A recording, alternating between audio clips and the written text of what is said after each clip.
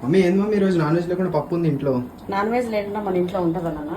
Tuesday Saturday మినహా ఇగో పప్పు rice వేడి వేడి బాయిల్డ్. చాలా చల్లని వెదర్కి వేడి వేడి బాయిల్డ్ ఎగ్స్ అమ్మ. అన్నీ కాలేటివి. బయట చల్లగా వాతావరణం, వేడి వేడిగా పప్పు చారు బాయిల్డ్ ఎగ్.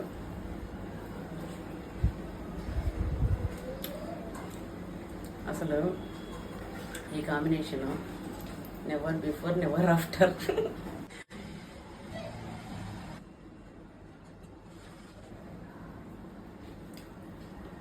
బాబా